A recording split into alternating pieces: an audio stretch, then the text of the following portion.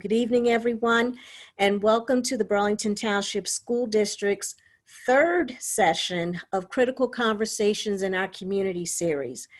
We are so pleased to have all of you here with us this evening as we continue our journey with Critical Conversations. My name is Liz Scott. I am the school district's Director of Human Resources and Community Relations. I'm also a Burlington Township community member and a proud graduate of BTHS. On behalf of our superintendent, Mrs. Bell, we would like to thank all of you for attending this session. Mrs. Bell is unable to be on the panel, but will be joining us a little bit later as a participant. And she wanted me to convey to all of you her continued support for this program, and she looks forward to watch what the future will bring as we continue with these important conversations and programs. So before we get into the session, I just want to address a few logistical items. Please be patient with us as you have been with the utilization of technology to deliver this program. We would prefer to be in person, but it is important for us not to wait until the pandemic is over for us to continue this important work. So you may experience some freeze from time to time with the technology or audio distortion from time to time. We just ask that you be patient with us. The room will not lock. You'll be able to come in if you accidentally get locked, you get knocked off of the technology. This session is a view and hear only. There will be Q&A in the chat. There will also be an interactive portion with our keynote speaker where we will utilize the chat for you to submit answers to a few questions that will be asked of you. The Q&A is going to be seen by the panelists, and we may not be able to address all of your questions during this 90-minute session, but your questions will be addressed during an upcoming session. And we may have to address some things individually if you'd like, if you just provide your name and contact information when you put a particular question in the chat. We are committed to continuing to host these programs to bring about awareness and educate our community while providing a forum for productive conversations and interactive experiences. Everybody should remember that this is not a race, this is a marathon. You should expect and accept non-closure. You may not get answers. This is an ongoing lifetime process that does not have a finish line. We often want to feel some sense of closure regardless of the situation. But engaging in race conversation means that there may be times where there is no closure. This is an ongoing piece of work that does not necessarily leave you walking away feeling like everything turned out the way you hoped it would. I challenge our panelists and each of you to take risks and accept that much of this is about changing yourself, not necessarily changing others. These topics cannot be fixed in one setting. This is an ever-evolving discussion. So tonight, we are going to focus on equity in education. We have an amazing panel who will bring insight from the school perspective and also from the parent perspective. We will work together, talk with each other, and continue to have difficult conversations. The reality is that each one of us, some of us more than others, will experience some discomfort as we have our discussion tonight. But you have to remember that growth is uncomfortable and growth is messy. Growth requires you to break out of your comfort zone, to push past your boundaries, and allow yourself to feel discomfort during the dialogue. Give yourself permission to take risk. As I said earlier, this is just the beginning. So our panelists will be introduced, and they will reflect on equity in education and what it really means. Following the panelists' reflections, our guest speaker, Mrs. Tanya Breland, will speak on the topic of cultural responsiveness, dismantling and disrupting inequities in education. Followed by Mrs. Breland, we will have a guided panel discussion, and if time permits, we will answer questions from the chat. At this time, I would like to introduce my co-moderator, Katina George. Katina joined Burlington Township in 2018, and she is the Director of Student Personnel Service and made the decision to be a partner, an ally, and an advocate for equity, diversity, and inclusion. Katina? Hi, everyone. Thank you for joining us tonight and taking time away from your own families to spend some time with us. So I apologize ahead of time if you hear one of mine running around screaming. He's very loud. So we are very fortunate to have everyone on this panel tonight to share their thoughts and present an opportunity for some of us to learn something new. As Liz said, I joined BT almost 2 years ago, and I feel very fortunate to work in a very diverse community where we can have these conversations about race relations and conversations about these things. I can assure you that not every school community is like that. I'm hoping that today's focus on equity in education allows us all as parents, community members, and educators to begin to feel comfortable engaging in race conversations with our children, our students, and our colleagues. And we can learn a little bit about diversity and how it impacts the educational environment. My hope is that we walk away from this conversation and continue not just to talk about it, but to find ways we can keep moving forward. So now I'm going to introduce our first panelist. So our first panelist is Mrs. Sherry Knight. Sherry is employed by the Burlington City School District and is the proud principal of Captain James Lawrence. She was recently named the Director of Curriculum and Instruction and Equity. She is also a professor at Rowan University. Sherry believes trust, teamwork, communication, and respect are key to an effective, productive relationship. Outside of her educational career, Sherry spends numerous hours volunteering as a member of Alpha Kappa Alpha sorority. Through various service projects, she continuously cultivates and fosters a servant leader mindset that focuses on creating value, loyalty, and trust through service to all mankind. Sherry is also a member of the Links Incorporated, where she is the FACET chairperson for Service for Youth. Sherry is a former Burlington Township Board of Education member, where she served for 7 years. Sherry currently resides in Burlington Township, New Jersey, with her husband, Kevin, and 2 daughters, Brianna and Jasmine. Sherry, please tell us what equity in education really means in your opinion. Good evening, everyone. My terminology for that would be, it's going to be short and sweet, and I actually got an opportunity to visit a workshop this past week, and I coined what was presented to me. And I feel as if that every student is provided with shoes in the district. However, in order for us to make sure that the students are receiving equity, we need to make sure that all of those shoes fit the students just right. So I believe that's definitely something we want to make sure that we're providing those students with shoes that are fitting in any school district and in education. Thank you very much, Sherry, and congratulations on your new appointment. So our next panelist is Holly Post. Holly is the Director of Special Education in Northern Burlington County Regional School District, where she has been employed for the past 20 years. She was formerly employed by the New Jersey Department of Education as the Burlington County Supervisor of Child Study. Prior to that, she was a Special Education Advisor to the Chester Upland School District in Pennsylvania. Holly is was also a school counselor. In addition, she is a licensed mental health counselor. She doesn't know I'm going to say this, but Holly was also the recipient of the Burlington County Principal and Supervisors Association Visionary Leadership Award. We always say, once a Falcon, always a Falcon, and Holly is a proud BTHS graduate from the class of 1983. She holds Burlington Township near and dear to her heart. So Holly, what does equity in education mean to you? That was a very nice introduction, Liz. Thank you. Other than sharing the year I graduated. Good evening, everyone. Thank you so much for being here. Liz is correct. Once you're a Falcon, you're always a Falcon.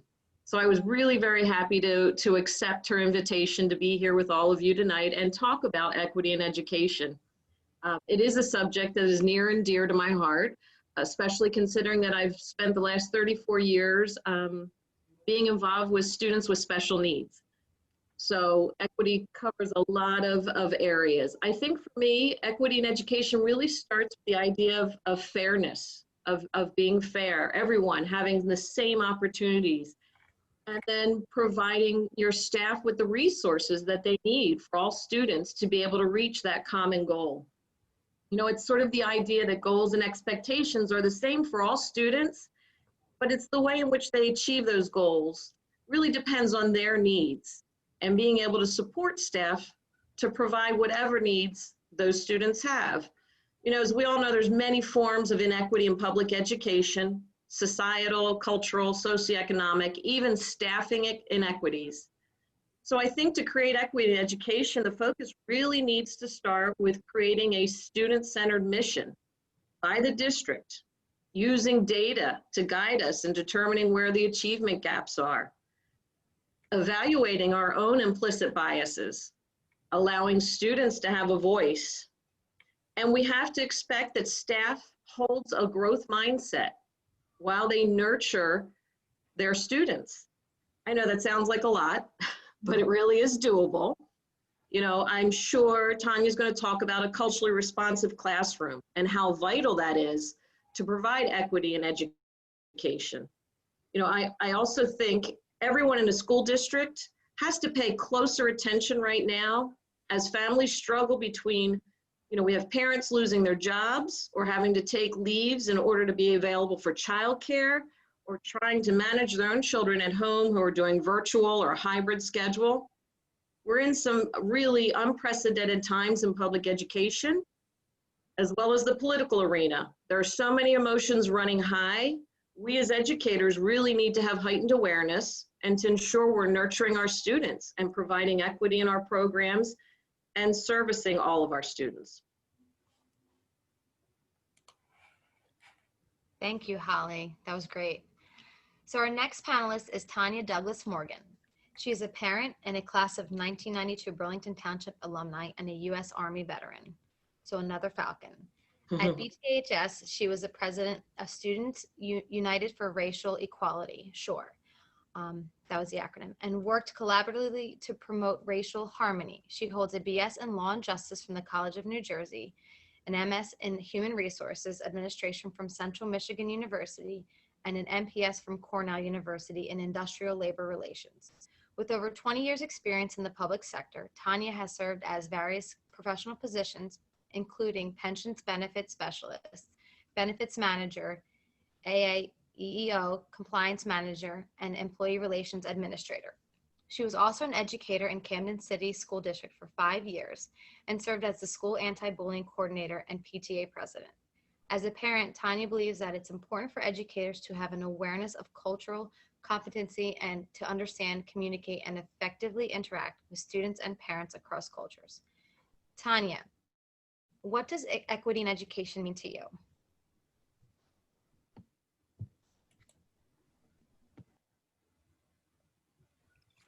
Thank you. Thank you for the opportunity. As a parent and as an alumni of Burlington Township, it's such an honor to be a part of this community discussion. Turn the phone off.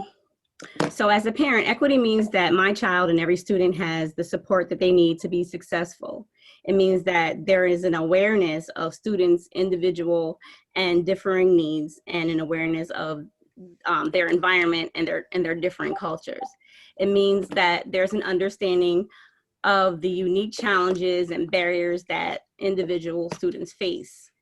Equity requires putting systems in place to ensure that every child has an equal opportunity for success, achievement, recognition in their own respective pursuits. So, you know, this road to equity sometimes can be an individual, you know, journey. However, as educators, we must lead the children and the community into discovering and riding down that path in a positive and a constructive way.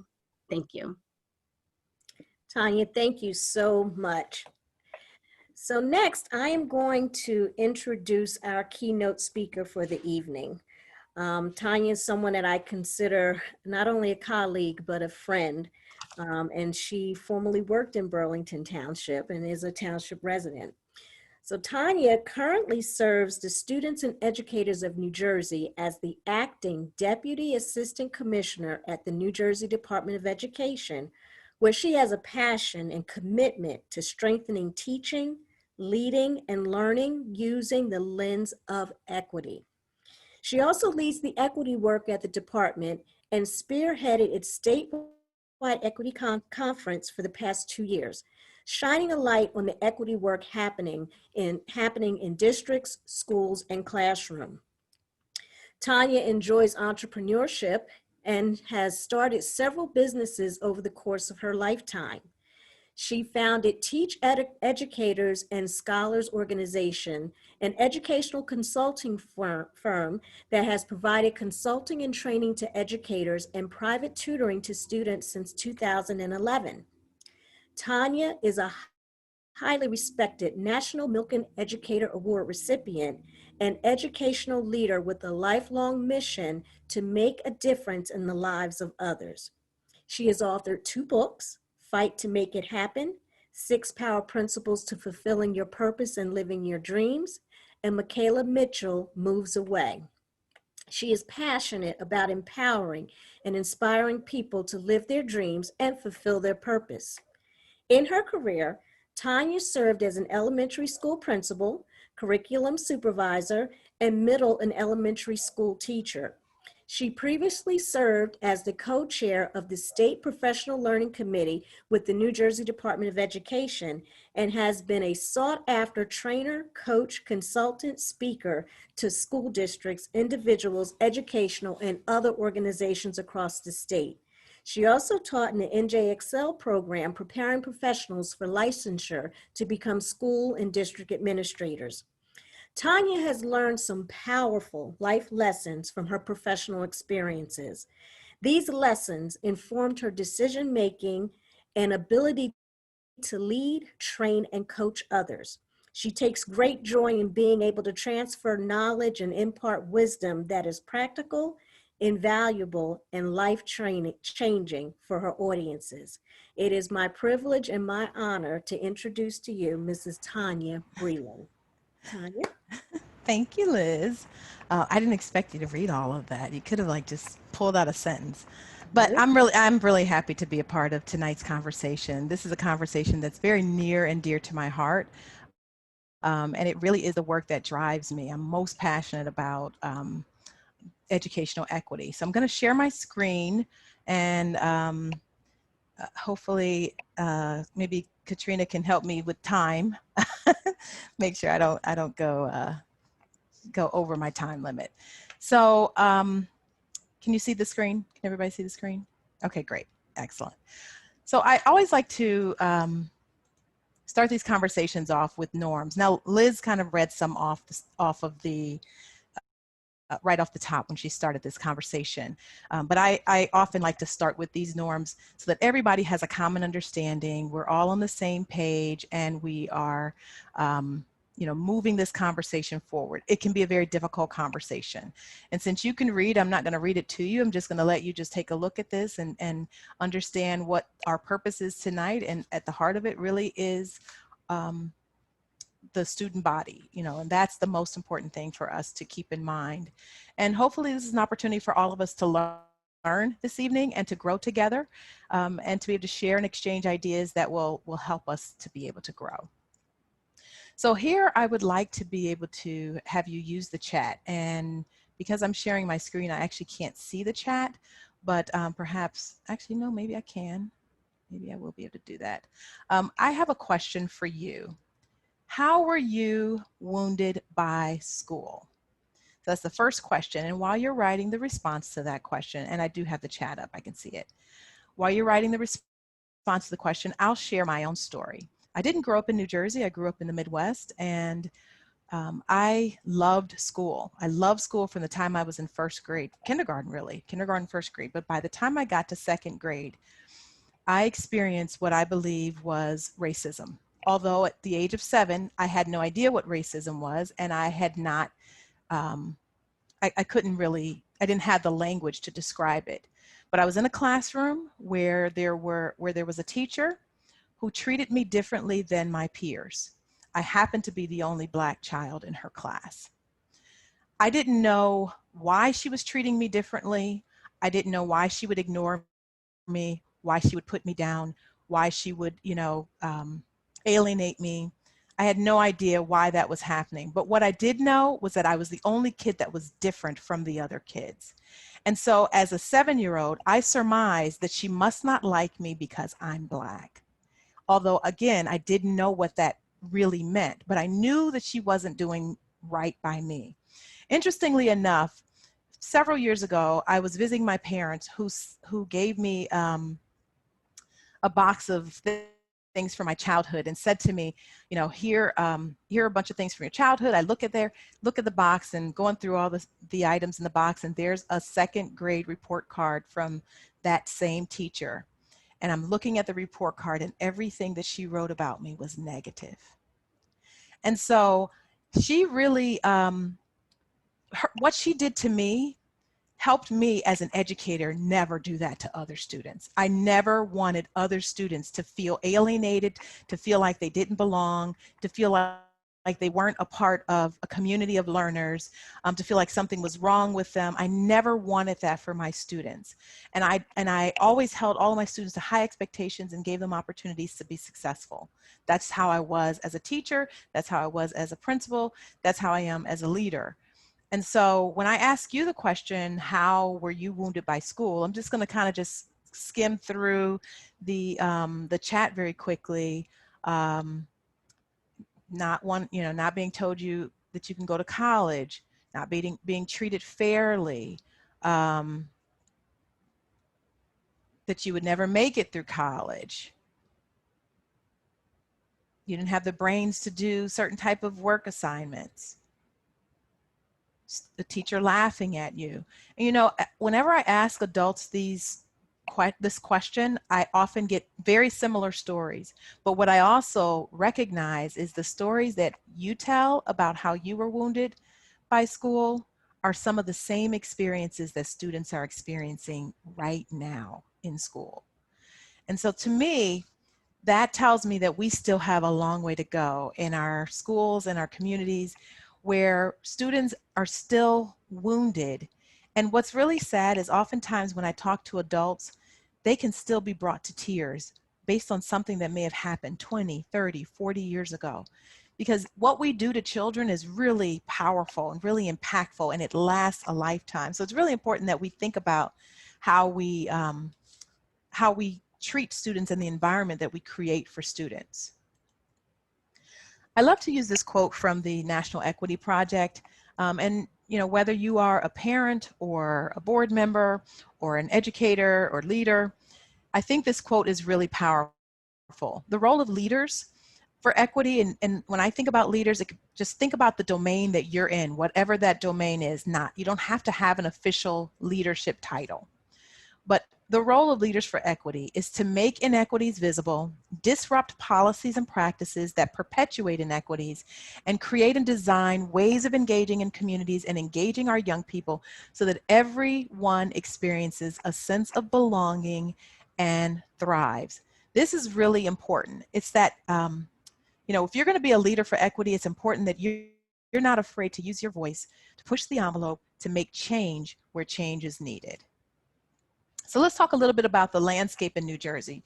In New Jersey, it's very diverse. Burlington Township represents the state of New Jersey in terms of its diversity. We have over 56% of our population who are students of color, and less than 20% of our teachers who are teachers of color, which creates a mismatch, a racial/cultural mismatch in the classroom of most schools in the state of New Jersey. And actually, this is a statistic that mirrors what is happening all around the country. So it's not unique to just the state of New Jersey. And this disparity can create a mismatch that oftentimes can be rather negative, if you will, but it doesn't have to be. And that's what we're going to talk about this evening. We're going to talk about how do we make sure that just because the teacher's culture and or race is not the same, or ethnicity is not the same as his or her students, doesn't mean that teacher cannot reach those students. It doesn't mean that teacher cannot relate to those students and cannot create an environment that is inviting and where every student feels they belong and can thrive, where students are not being wounded. But we know in our state and in across the country, there's still a lot of gaps in education, and a lot of gaps that students are experiencing. And so let's talk about that a little bit further. But I want to also just kind of talk a little bit about race. This oftentimes is the elephant in the room. It's the thing that people are most uncomfortable talking about. And so when we think about race, race is a social construct, but it's a social construct that's based on a hierarchy. And so that hierarchy is based upon the color of your skin. And it's something that is deeply rooted in what we do, how we do things in America, unfortunately. And, you know, race matters, even though it shouldn't even be a thing. But it is a thing, unfortunately. And so I, you know, quote Dr. Tyrone Howard, who was actually our keynote speaker for our first year of the Equity Conference that we held, and he hails from UCLA. But he says race matters because many people still attach hierarchical social value to people's skin color and physical features. To be clear, it's not actually the skin color that matters, it's the baggage about skin color that we as humans carry that makes race so difficult to address. I believe that we can address it by helping our educators and our leaders be culturally responsive. And that is how we address this racial ethnic mismatch. But it's important that we recognize and acknowledge the race of our students. Just yesterday, I was doing a session on culturally responsive practices or educational equity, and was receiving pushback on this very notion that we're going to talk about, colorblindness. And I still encounter educators today who believe that it is okay to be colorblind, which basically is, you know, I don't see color. I was taught to see all students the same way. I don't even notice that. And the reality is, when you say that, because I know when I walk into a room, you see a Black woman walk into that room. My being Black is an immutable characteristic. I cannot undo or take that away or hide it or pretend like it doesn't exist. If you don't see that I'm a Black woman when I walk in the room, then you basically don't see me. And we know that children as early as 2 and 3 years old recognize differences, although they don't have the baggage that we have as adults. They don't discriminate like we do as adults. So they may recognize and see the color, but they're not going to treat children the way that adults may treat one another based upon the skin color of each other. So why are we having this conversation, and why is it important for educators and leaders to be culturally responsive? And why are we doing this now? Well, it's no secret that there's data that shows us that students of color, in particular, Black students and Latinx students, are typically and have been consistently on the bottom in terms of performance outcomes and achievement. And Black students are on the bottom in the state of New Jersey. We are, students that look like me are the students that are performing the worst in schools. And there's a lot of reasons for that. And so, but this data has been consistent for decades. It has moved very little over time. So it's really important that we keep that in mind, because that means something is wrong with the system. And we have to think about what's going on in the system that year after year after year, schools are still seeing the same kind of results for our Black and brown children. Historically, now we can look at our society right now, and our society right now is very polarized. And so we have a historical context. We have a country that was built on white supremacy, and there are a lot of issues of affecting race and social justice right now that we are addressing in our country, and that has a history that predates all of us.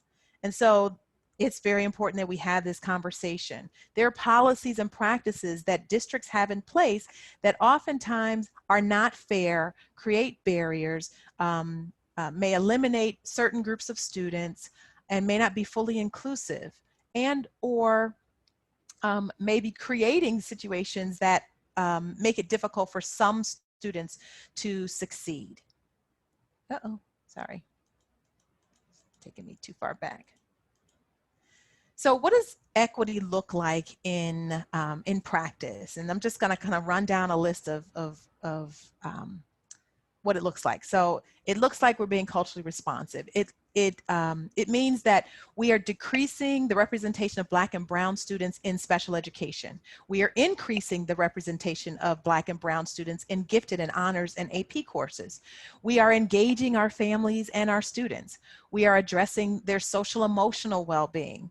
We are giving students access to extracurricular activities, all students.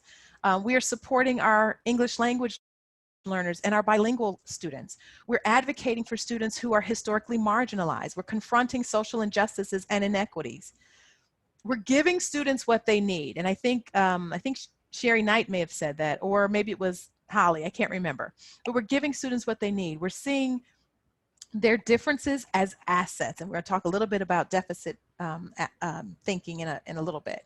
We accept our students' identities. We realize that colorblindness, as I said, is a barrier to embracing students' culture. We help all students feel like they belong, that they are a part of a community. We make sure that the curriculum and materials are representative of our student, of all of our students. We make sure that our policies are equity focused. We challenge all of our students. We provide rigorous academics so that all students are given their absolute best. We change policies, practices, and procedures that are not equitable. So let's talk a little bit more about this culturally responsive practices. Like, what does it mean when we say culturally responsive practices? You'll also hear culturally relevant and culturally responsive teaching and culturally sustaining. So I'm not going to use all of those interchangeably, and there are some nuances that differentiate each of them, but I encourage you to do some reading on any of it. Gloria Ladson-Billings is a well-known scholar in this space who's done a lot of writing.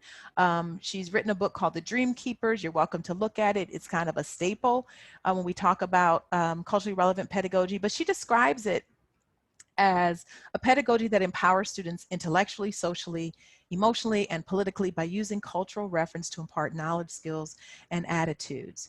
And then Geneva Gay, also another scholar in this space, talks about the cultural knowledge, the prior experiences, the frames of reference, and performance styles of ethnically diverse students to make learning encounters more relevant and effective for them. But it doesn't stop there. There are other scholars that have added to this conversation.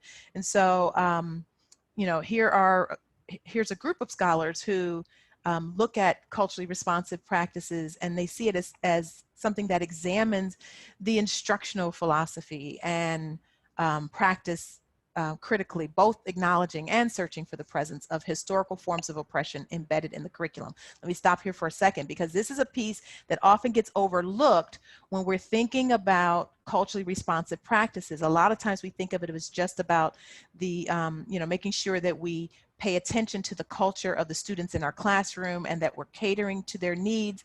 It's so much bigger than that. It's also about looking at what materials we are putting in front of them. So there's a whole movement going on in different parts of the country where they're looking to decolonize the curriculum. And I don't have time to talk about that right now, but you know, look at where in the curriculum there may be something that could be oppressive or maybe perpetuating stereotypes. These are the kind of things that we want to look for and to address when we're being culturally responsive. But it is also about the types of relationships that we build with the students that are in our classrooms. We have to have a very critical lens. It means that we're applying culturally responsive practices to instruction, to our curriculum, to the relationships that we develop with our students and their families, to the disciplinary policies. That's a whole nother conversation right there. And to the types of initiatives that we offer in our schools. Are we offering programming that promotes equity, that promotes social justice, that promotes community outreach, and gives students a voice to be able to express their and share their concerns around equity? Zaretta Hammond is another scholar who talks about culturally responsive practices. And she has a book, Culturally Responsive Teaching and the Brain. And she puts an emphasis on the responsive part of the culturally responsive. It's about how are we responding to our students. But she's also thinking about the learner, him or herself. So when we think about the learner, are we thinking about all of our students as learners, as scholars? Are we creating an environment for every student to feel like they are, that they are growing academically? Are we creating an intellectual environment for all of our students? That's what she's talking about, that cognitive piece. If we can engage the students' minds and we can engage them with critical thinking, we have a group of students who are now learners, and it's important that we create that kind of environment. I referenced Dr. Tyrone Howard earlier, who's a contributing author to All Students Must Thrive. But this other author, Tanika and scholar, Tanika Orange, also contributes, and she has a chapter specifically centered around culturally responsive teaching. But she also talks about, she challenges educators to think about and examine your own cultural identity and how your identity informs what you do in the classroom, what you do in your schools, what you do in your district. Acknowledge that you have bias. So we all have bias. And some of the biases are overt and obvious, and you know what they are. But there are other biases that you might not realize until they come to your attention. Case in point, I share this story. I'm not proud of this story, but I'm being very transparent with you.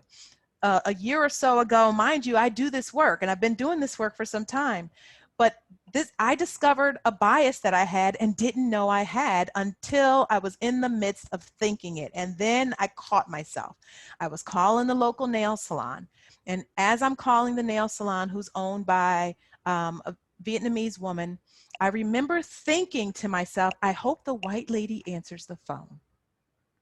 As soon as I thought it, I caught myself dead in the middle of my thought and realized, oh my goodness, I have a bias. And I have this particular bias that I didn't think I had. I would tell you, I would swear up and down, no way I have that bias. Yet I had it. And so we sometimes don't realize we have certain biases until they come to light. And there are, let me just reference the Harvard implicit bias test. There are a number of assessments that you could take yourself, and you could actually find out what types of bias do you have? But that's important for us to know as educators, because that informs what we do when we stand before a group of students. And it also, we bring that to the classroom. We can't ignore that. That's very much a part of who we are, but we can address it because bias can be unlearned just like it's learned. That's a whole nother conversation too. But we do have to understand our own cultural context and understand, what our notions are about, engaging with our students and how we communicate with students and language. All of that is a part of who we are, but students also have their own cultural reference. And so it's important that we know we get to learn our students' cultural reference, but we also understand how our bias is played out in the classrooms. And then we have to be very, and this kind of piggybacks her, Tanika's work kind of piggybacks, it doesn't necessarily coincide with, but I see some overlap with Zaretta Hammond's work.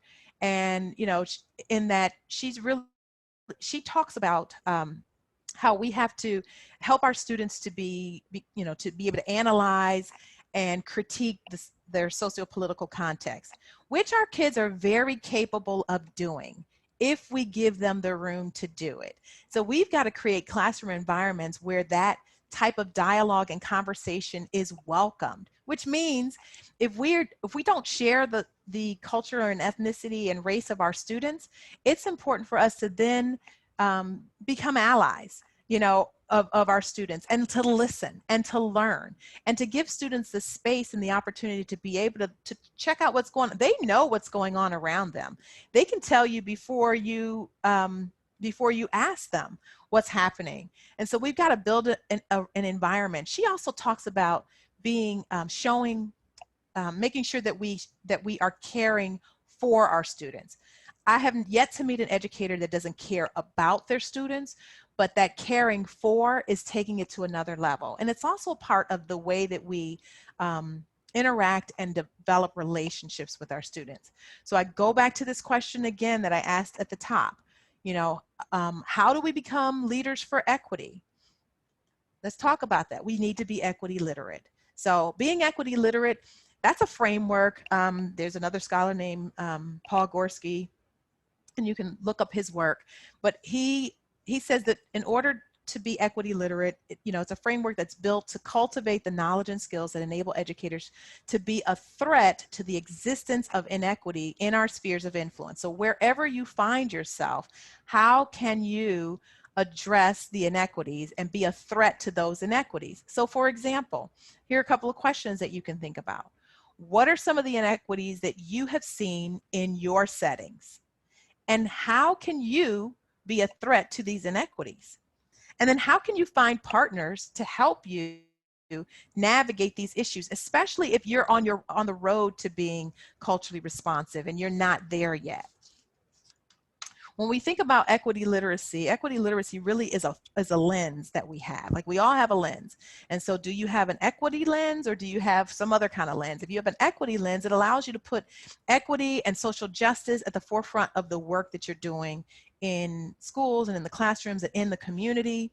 It means that we are looking at questions like, how are isms operating right now in my school or in my district? And by isms, I mean sexism, racism, ableism, classism, heterosexism, and the list goes on and on. But how are these isms operating right now? And why are the isms allowed to live? And then how do we eliminate them? An equity literate person, a culturally responsive educator, is willing to take, and a leader for equity is willing to take the steps to eliminate all of the isms that operate in our systems. So it's important to also keep in mind that we can't avoid the inequities. We can't skate around it and pretend like they don't exist. We can't allow educators to do that either. We can't take the detours. Paul Gorski talks about detours. We can't take detours around the inequities. We need to address them.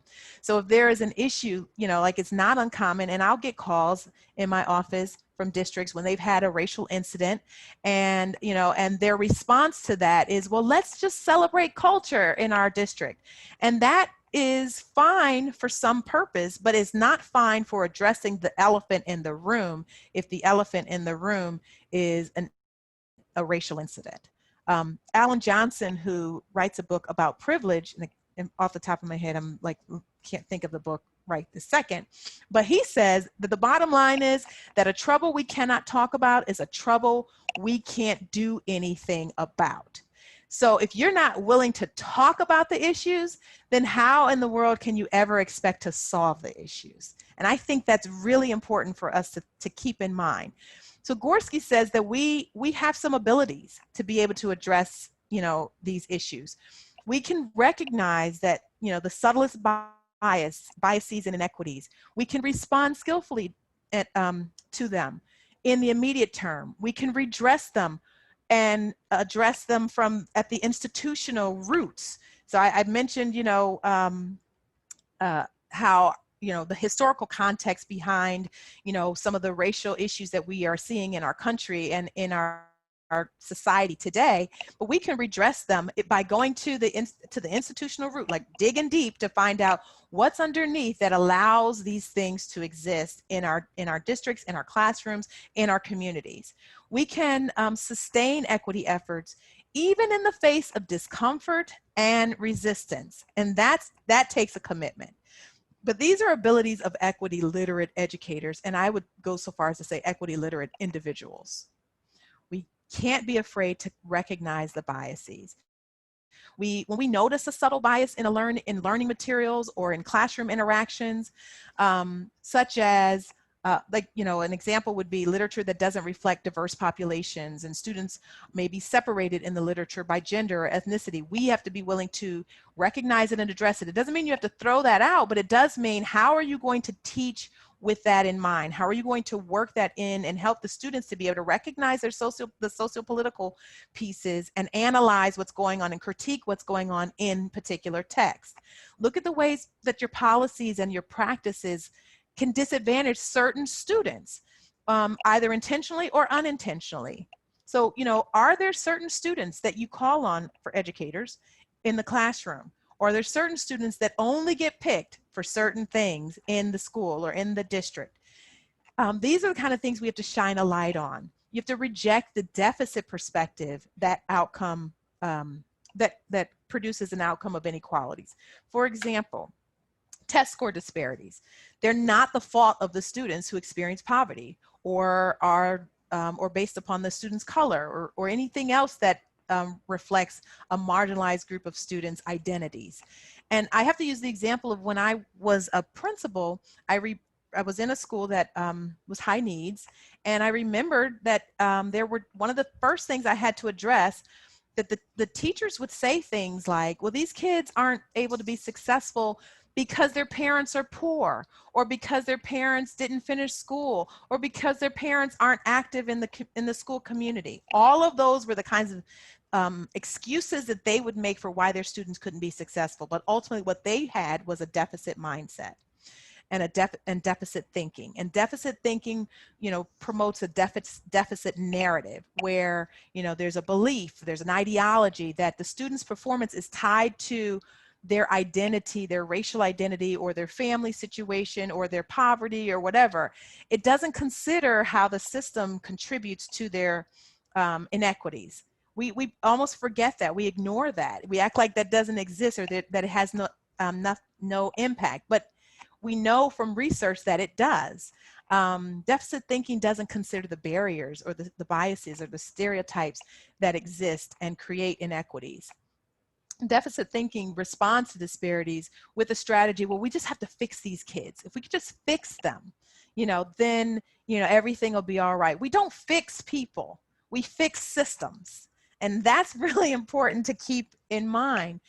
When we have a deficit thought process, or we are perpetuating a deficit narrative, we are discounting and downplaying the systemic inequities that are actually all around us in systems. Schools are made up of systems, and they're built as systems. And so we have to be willing to look at the system right underneath the core of our system and determine where in our system are we perpetuating deficit thinking. It's rooted in superiority and inferiority based on genetics and heredity. That's that historical perspective that we talked about. It's rooted in a culture of poverty, and this is the work of Eddie Fergus. It's rooted in a marginalization of low income and students of color. And so we've got to be willing to address them, and address them quickly, and not be afraid to address them. So we develop the types of skills that are needed to intervene when we see inequities and biases arise. So if there's a bias incident, we are willing to have the difficult conversations. Like, I applaud Burlington Township for having this conversation tonight, Liz for being the impetus for this happening. We have to help students learn to analyze, as I mentioned earlier. For example, if they're reading a book, they can go into that text, they understand what's happening in the text and why the text has a certain cultural reference that might perpetuate bias or stereotypes. Engage in dialogue with colleagues about equity concerns, just like we're doing here, just like I understand you had a few days ago. But look at the data too, like who's getting disciplined and why are they getting disciplined, and who's not getting disciplined. That's some of the hard work that has to happen in our districts. We have to advocate for equitable practices, you know, stop tracking students. We have to understand that that culture, celebrating culture, is not the same as equity. It is not the same. A racial incident is not addressed by having a Heritage Day. It's addressed by addressing the racism. And we've got to teach about these isms as well. Hold high expectations for students, advocate proactively, prioritize the interests of your marginalized students. And I'm going quickly because now we're coming up, I know time is probably past, But, as you think about, what you can do in the district, either as a parent or as an educator, think about what you see. Think about the practices that are happening every day. Think about the policies that are in place, the programs that are being offered. Are they perpetuating any type of bias? Are there any inequities that exist within them? How are they promoting it if it is happening? Look at all of those policies and use an equity or equity literate lens to be able to address them. And then how would your students respond to this question? Because the kids know the truth. Where do they see bias? Where do they see discrimination? And where do they see injustice in their schools? They know. Ask them. They'll tell you. And when they tell you, be ready to address it. Thank you. Tanya, behind the scenes, we said, let her go. Let her go. Because, and someone even noted in the chat, Tanya is on fire and speaking truth and giving a lot of knowledge. So thank you. It was a lot of information for like a short period of time. I was trying to go fast. No, Tanya, we want to thank you. And I want to thank all of our panelists for sharing their reflections as we opened up. And Tanya, I really want to thank you for your insight. That was a very thought-provoking presentation with a lot of facts, and I could just feel, even if we can't see everybody, I could feel the energy by some of the responses that we're getting in the chat. Tanya, the work that you're doing at the state level, I'm proud to say you are a fellow resident of Burlington Township, and we truly appreciate you spending time here with us tonight. And we look forward to seeing what you will continue to do as we move forward in order to create a culturally responsive learning environment and opportunities and spaces for our children. And more importantly, thank you for your passion and your fire. It was truly amazing. And I'm going to give you applause, and I'm sure everybody else is doing the same. So I want to engage our panelists, and Tanya, I want you to also chime in. Have a couple questions I want to ask, and feel free to chime in. Folks who are in the chat, if you want to give us your insight as well, we would love to hear from you. But the first question is, and there's a two-part to this. For those of you, Holly, Sherry, and Tanya, what can we do to create an equitable educational environment? And Tanya, as a parent, what do you as a parent expect from a culturally responsive classroom for your children? Whoever wants to chime in first, go for it. I'll go first. What we can do to create an equitable educational environment, I think of making sure that we're providing the students with all the tools that they need to be successful learners, and making sure that our teachers have those tools. I think Holly mentioned that when she was talking, as well as Tanya, and making sure that we give them the tools that they need. I definitely must be fit. First create an environment of inclusivity, as well as build a relationship. That is one of my biggest mantras. I think it takes a person to make sure they definitely get to understand the student. I think Tanya mentioned, everybody really cares about generally being with the teacher, but that extra edge when you care for the student is where the difference makes where the rubber meets the road. Mm-hmm. I think equitable education environments resemble students. They see themselves when they enter into buildings. They see themselves in the text that's being taught. They're seeing themselves in the articles that are being shared with them, so that then they know that they're part of their environment, and that they're part of the school culture. And I think that's very important that we provide the teachers with those particular resources. And I know for us as educators, making sure that our libraries resemble our culture in classrooms, that we have books that resemble one side or the other. We need to make sure that the kids see themselves. Books that look like them, literature that looks like them. And I'm taken to little girls with braids in their hair, and oftentimes we don't see stories that look like that, but then when we read the stories, the kids are fascinated because, oh, that book's about me. They light up a room when that happens. So we want to make sure that we're putting those tools of them. Or if it's a student who may be if I'm Indian, just that they have a book that may have Ajib on. We want to make sure that they see themselves. I think that's critical and important in building relationships. And if I can just jump in, Sherry won't say it, but I'll say it. Sherry actually has something that she does on Facebook called Night Tales. And I kind of enjoy the nighttime stories, you know, I have to admit. But she makes a point when she's doing her stories that children can see themselves and they're able to relate in that story time of Night Tales. So what nights do you usually do it, Mrs. Knight, so people can tune in to Facebook? Night Tales is on Wednesday night at 7:30 p.m. on FaceTime Live on the Captain James Lawrence webpage on CJL Lawrence School. So check it out. All right, the rest of the panelists, how would you answer that question?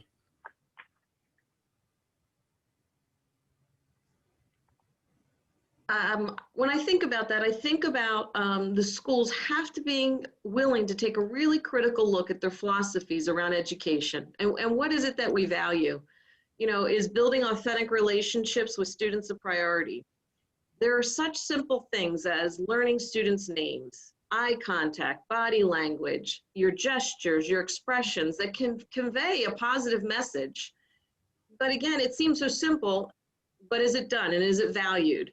You know, just like Sherry said, and Tanya, we have to revise our curriculum and our instructional materials. We just keep doing the same thing over and over again, expecting a different outcome. Mm-hmm. It's not going to change. Creating culturally sensitive classrooms, establishing classroom norms based on the students that are present. You know, arranging the physical space in a classroom that creates opportunities for discussion and dialogue. You know, it's all about sensitivity and awareness and being willing to take that really critical look inward.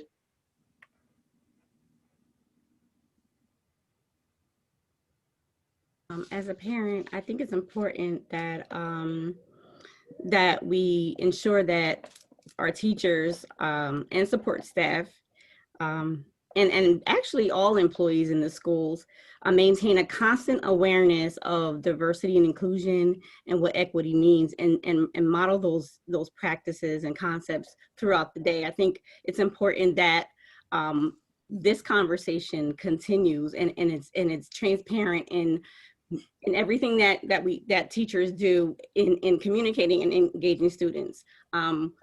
Whether it's behind the scenes or directly, students need to know that their teachers care about them as individuals, that they understand their experiences and that they're interested, and that they have a place to have these conversations. So I think it's important. Parents really want it. Like when I send my child to school, I want to make sure that somebody's listening to her, somebody identifies with her, somebody sees her as an individual, you know, and I think it's very important that when parents and the community have engaged the schools and the administrators, that they are receptive. I've had positive experiences with administrators when I've had concerns.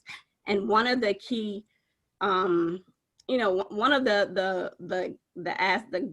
great assets of having that conversation was the feedback that I got when they take my issue seriously, when they take my child's issue seriously. And then, you know, they allow you to have the conversation and to be heard. And I think that's the most important thing, that when these issues come up, that educators listen and they identify and then they do action. So what's the action? We have these conversations as a community. And I think, and honestly, like this is actually the result of conversations that I have been privy to and have participated in. I'm very happy that this has come about as a result. Also, I read in some of the chat that there's people were saying, and other educators were saying, that it's important that our teachers and our staff resemble our communities. And I know that from working, you know, in HR with having law enforcement agent, you know, professionals mirror their communities. So I think a lot of times, I think we're making steps toward making sure that that's important as well. So I think, and also I think Sherry mentioned the important, or it might have been Holly, the importance, or it might have been Tanya. I think everybody touched on the importance of our curriculum and our student resources to address these issues as they come up. So as a parent, that's important. I would like to have a curriculum or some type of, engagement where our children are part of the conversation. So I think that that's important, and that it's a part of their daily involvement in school. So that's where I am. I would like to add a couple of things to what Holly said about, saying the names of students. I think it's important that we say those names. Those students feel seen, they feel important. It makes them feel like, they really do see me. As an elementary school principal, my goal is every day, prior to COVID, unfortunately, I was at the entryway of my building every morning, making sure that I was able to greet my students when they came in the door, give them a smile. I was able to read their body language coming in the door to be able to understand, okay, they're not in a good mood, so let me see what's going on. So I think it's important, again, and that goes back to building those relationships that are critically important. To Tanya's point, I think you're talking about looking for, for our schools to resemble our communities.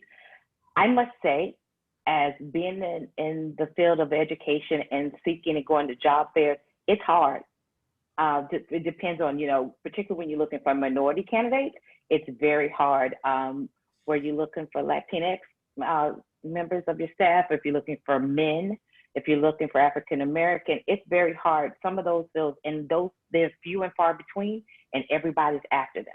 So, they're getting sucked up by some very quickly. So we definitely try to make sure that we're making our community and our schools look the same. Can I chime in on that? Because there's a big push for diversifying the teacher workforce, especially with that cultural mismatch that I referenced earlier. Mm-hmm. And some of it entails schools needing to build a pipeline. So if we know that this is what we're looking for, then how do we get kids in the pipeline while they're still young?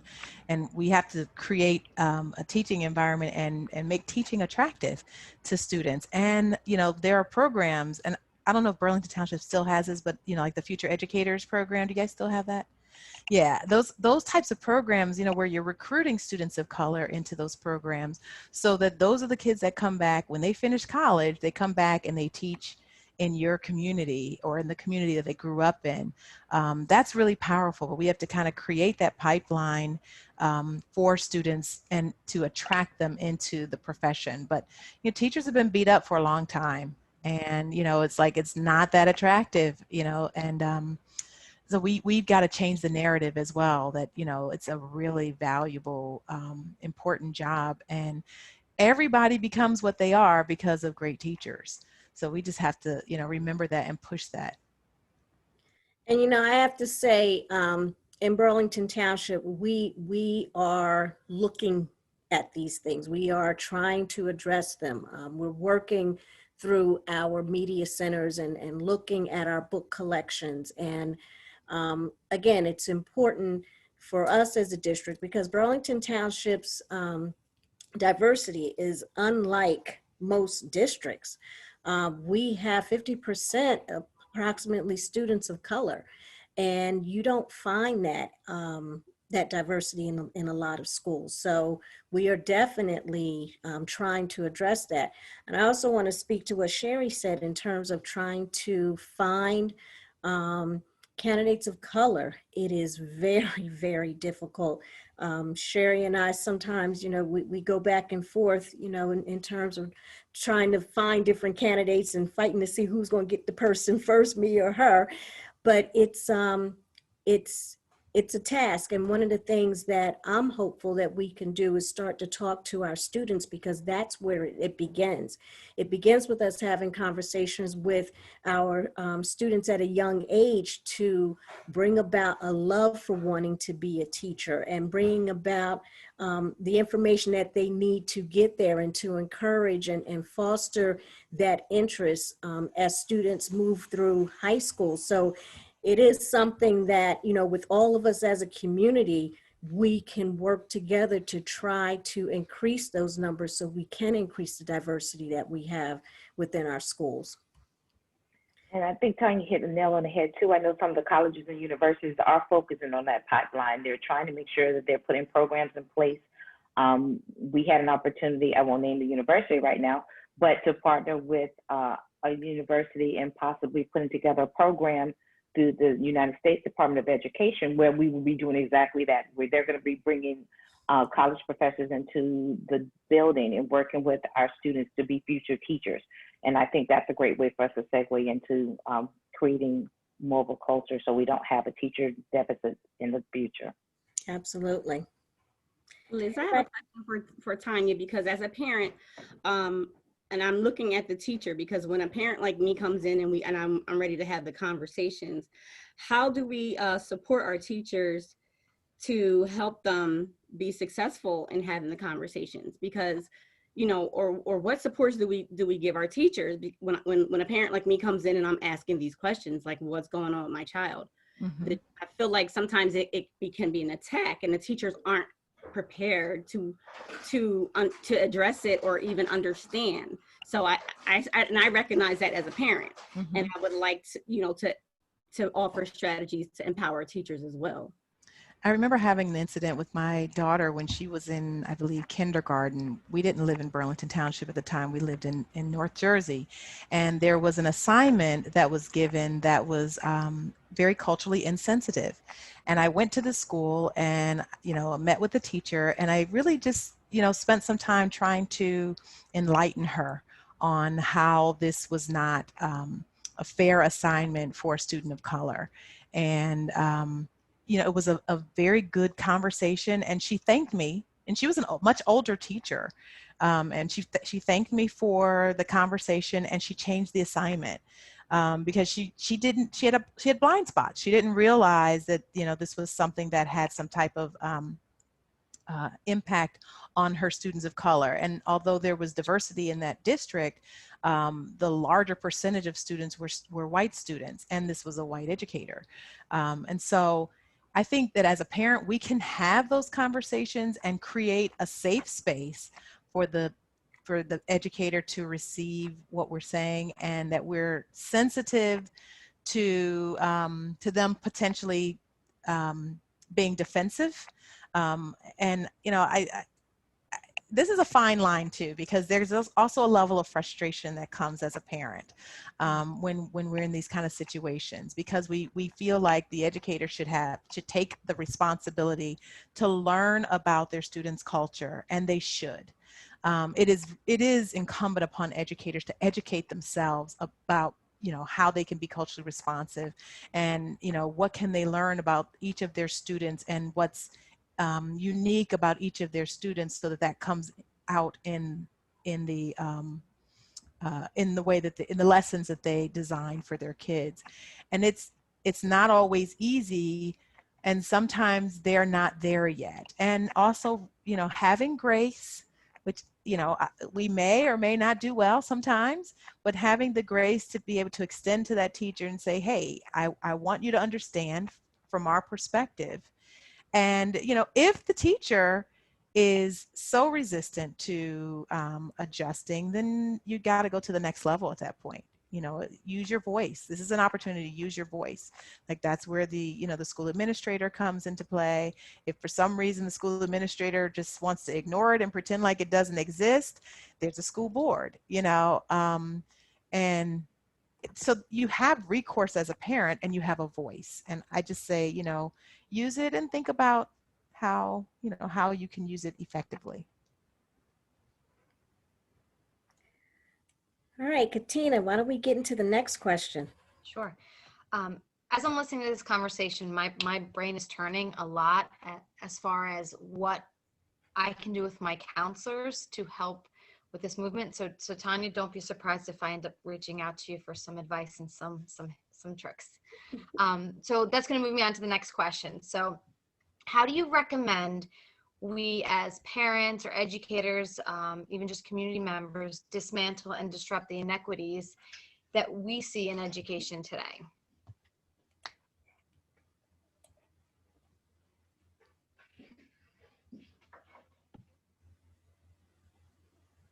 I don't want to talk on anybody. I think it goes back to having those, you know, those really hard truths, those conversations. We have to be willing to look in the mirror. We have to identify the areas that are of need, determine what our priorities are, and start with those honest, reflective relationships with our students. And it can't be the PD that happens once a year, right? And we check a box and we did our 2 hours and we move on, because that doesn't make change. And we're talking about systematic change. You're not talking about, oh, yeah, I heard that. I did that. I've done my cultural sensitivity for the year. It's got to be ongoing, and it's got to be the hard, ugly conversations. And as educators, we have to be able to move beyond our own biases, you know, implicit and explicit, you know, and change the way in which we educate our students. And that takes work, and that takes commitment, and it takes commitment through the whole organization, right? It's not just a handful of teachers or 2 administrators. It takes the entire district to be able to do that. And I think same as you just said, Holly, as well as Tanya mentioned it before, we have to point it out. We have to definitely point out the circumstances and situations and discuss them. And one thing that comes to mind for me is, once you know better, you tend to do better. And I think by calling it out, we can do better. I think in this current climate, it's here. We know what it looks like. We know what it is, and we know how it impacts people. So we have to get ahead of it. Like, we're here now. So what are we going to do tomorrow?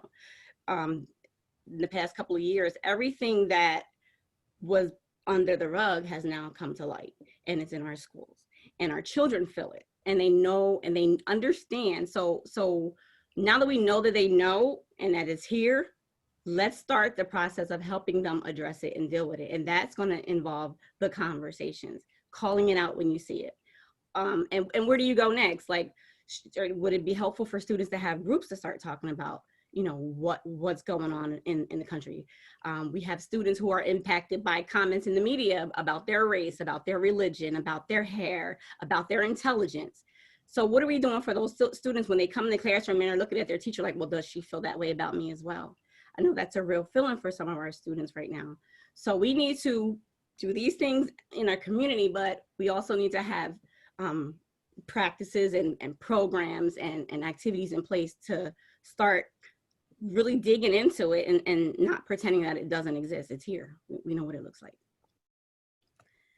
And Tanya, that's why we actually started this week, Critical Conversations, the interactive experience. And I see a number of people who are involved tonight as participants who participated in a smaller group where we're able to have more intimate conversations with each other, and people were able to take risks, and they stepped outside of their comfort zone. And this is something we're going to continue to do. We have another session next Tuesday. And if I get 100 people who jump online and say we want to do it, we're going to add even more sessions, because like I said, this is a marathon. It's not a race, and it's going to take us a very, very long time to continue these conversations. Burlington Township is all in. I'm telling all of you that up front. Burlington Township is all in. And after 28 years of working in the district, I got another 20 to go. I plan on being here until the very, very end, because this is so important. And I have a vested interest. You know, I had 3 kids in the district. I'm down to 1. But, you know, this is a very special place. And you know, the alumni, and we have Sherry who had kids that went through the system. This is a very special place. It's a very unique place. Are we perfect? Absolutely not. But we step up to the plate and we deal with things when we need to deal with them. So, you know, we're all in, without a doubt. And Liz, what you said, my 2, I can't even remember, it's been a minute, 2013 and 2014, I think they graduated, and they attended school in the South. So just to kind of give you a little picture there, they attended school in Alabama and Mississippi. And I must say, they felt as when we have conversations, they have conversations with friends, they definitely feel as if Burlington Township prepared them for, you know, with the diversity, prepared them to be able to go to the universities that they went to, you know, and they pride themselves on that. But we certainly want to make sure that we're continuing those conversations, like Tanya said, and making sure that they, you know, the kids are able to feel that way, that they're part of the conversation, because they're the ones. I'm proud of everything that I saw that unfolded before our eyes in May with our students and being the voice. They're our future. So they definitely need to be a critical part of those conversations that are being had to move us forward. I mean, who knows, the next president or the next attorney or the next police chief is in that audience. So we want to make sure that we're giving them opportunity to share their voices and speak their truth about what they're feeling and how they feel. And I think having those conversations and relaying that information back to their teachers will be important. So they see, because sometimes they don't know the students feel that way. Mhm. And so I think having that conversation is critical. So as we near the end, I always like to end the sessions looking forward and being hopeful. And my question is very simple, and I want the members who are watching this, what is your hope for the future as it relates to equity in education, and how do we get there? Type it in the chat, and I want to hear from our panelists. What's your hope for the future?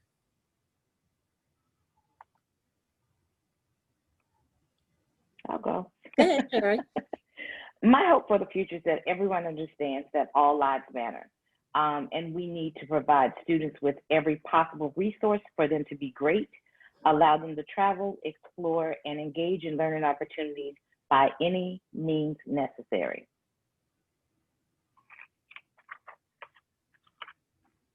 I can piggyback on that. I'm continually impressed by the young people of today.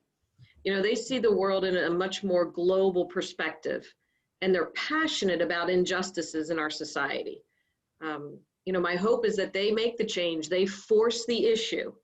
You know, that a free, appropriate public education is every child's right in the United States, and it shouldn't matter whether they're educated in inner city or an affluent suburb, their entitlement's the same. You know, and it goes back to how schools, you know, how do we use our funding? How do we train our staff? How do we support? How do we collaborate with the community? You know, this all plays a part, and we all have a part in molding that future of the public education. But I think our youth are the answer. I think they're going to get it right way better than we have. And you know what, Holly, I just want to jump in there. With everything that has been happening for the past few months, when George Floyd was killed, there was something different about the reaction.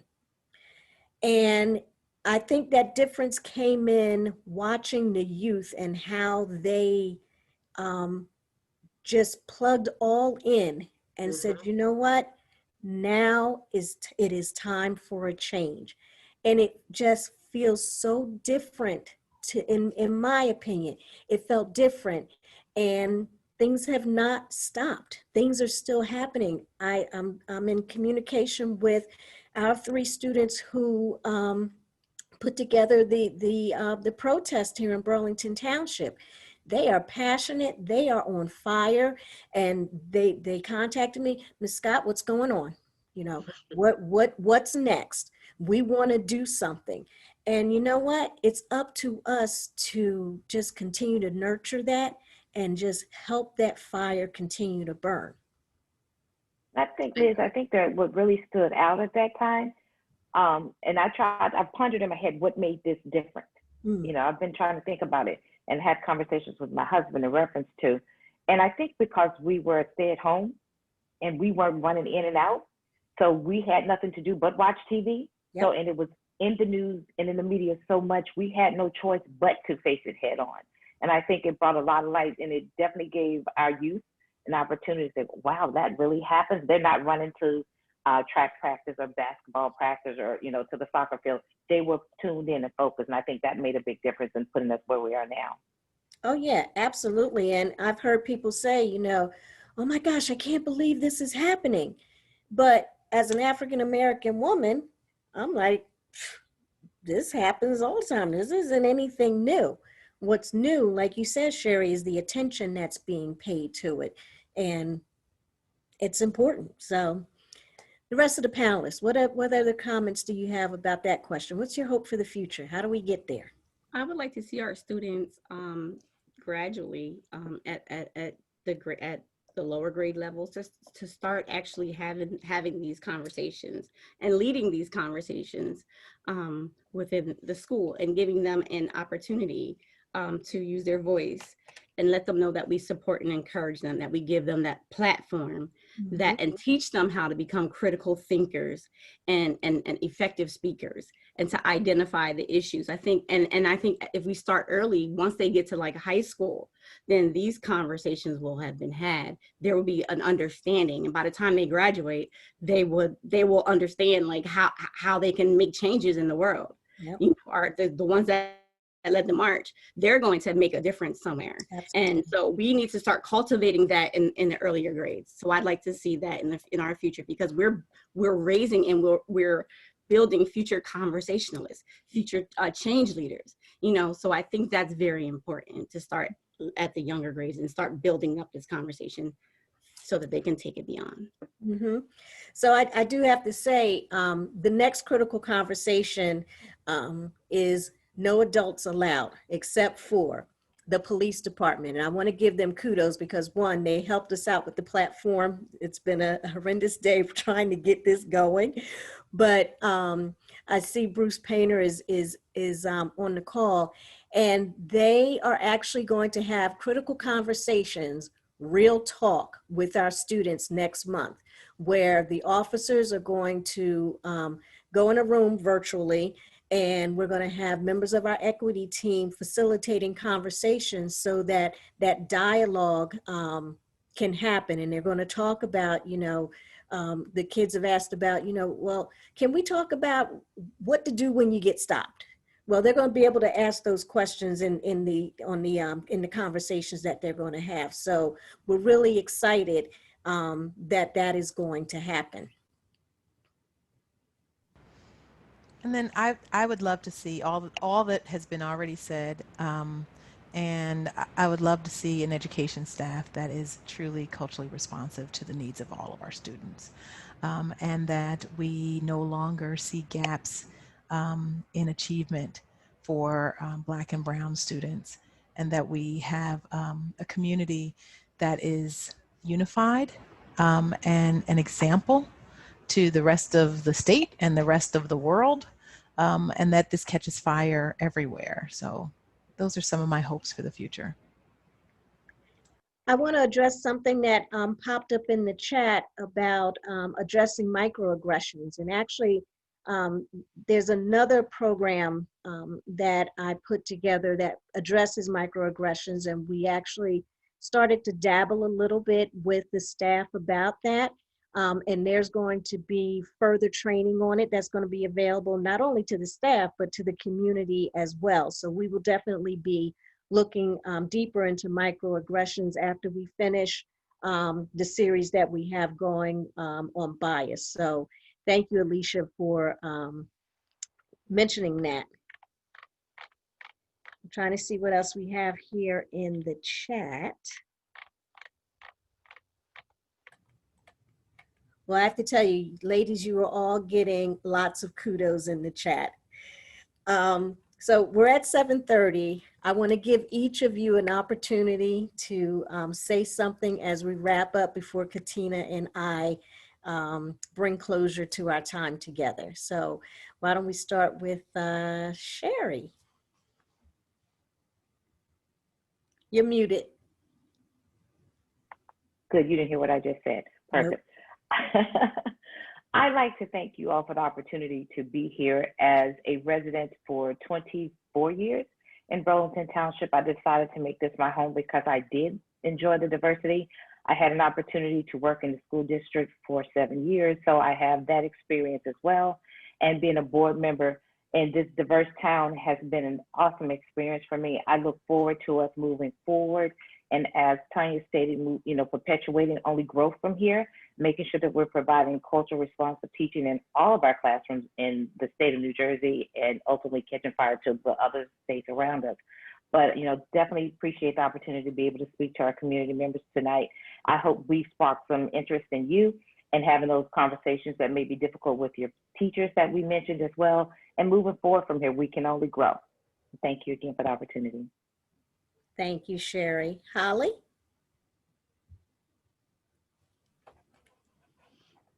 I just want to thank you for including me in on this wonderful evening.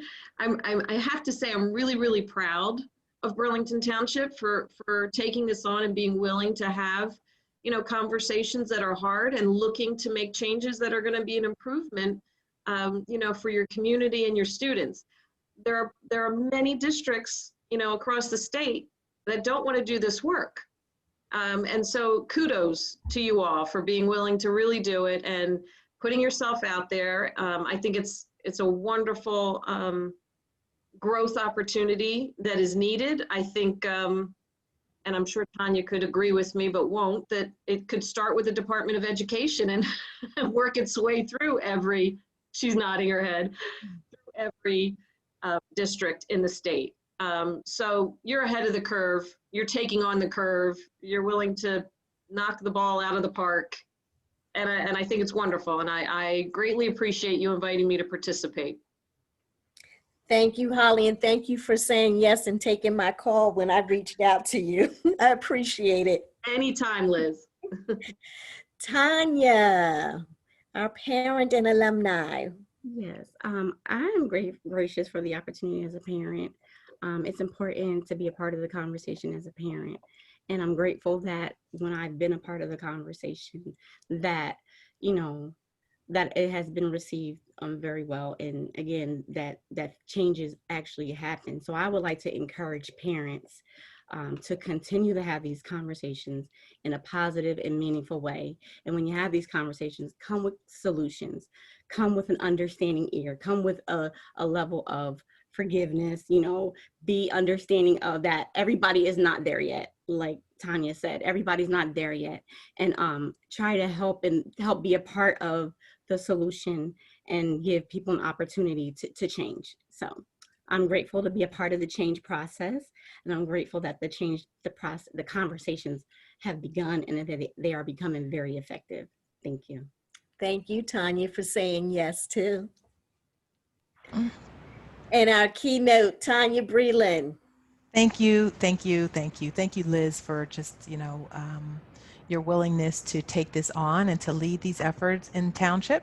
I'm, you know, really proud of the work that you're doing. I know that it's not easy. It's not easy for anybody at the helm of this work. I do this work at the state level, and I try to support school districts in doing this work, and it's hard work. As Liz said, it's a marathon. We're not going to solve these problems overnight because these problems didn't start quickly. They've been perpetuated for decades upon decades upon decades. I encourage all of you to read as much as you can. There's a book out right now called Cast. It's powerful. I'm not even that far into it.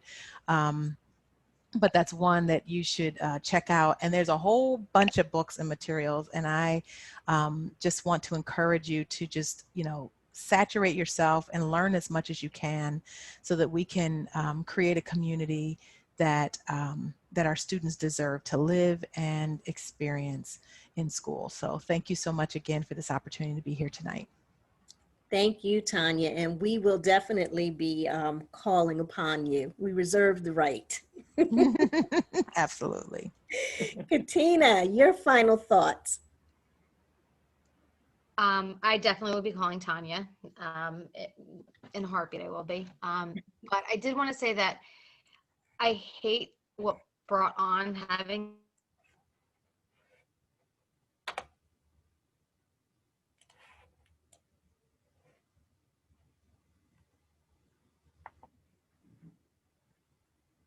Katina, we're having a hard time hearing you. I think she's frozen now for too. coming and the panelists for showing up and being here to support us and support the community. So just thank you all for coming.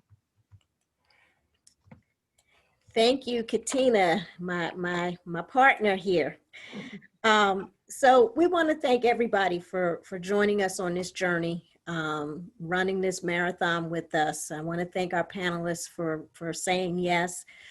We will be sending a survey out to everyone who attended tonight. We want to get your feedback. The email is going to come from Kimberly Hayes.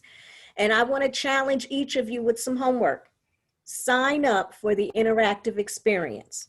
Get involved with that.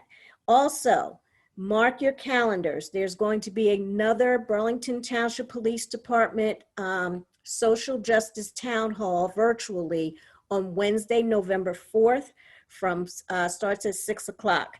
And that one is going to be about Know Your Rights. The registration information will be coming later. So again, thank you everyone for joining us on this journey. We appreciate your time and just want to tell you thank you. Again, we really appreciate you and your willingness to get involved with the critical conversations because they will continue. We want to wish all of you a very good night. Stay safe and be well. Good night, everyone.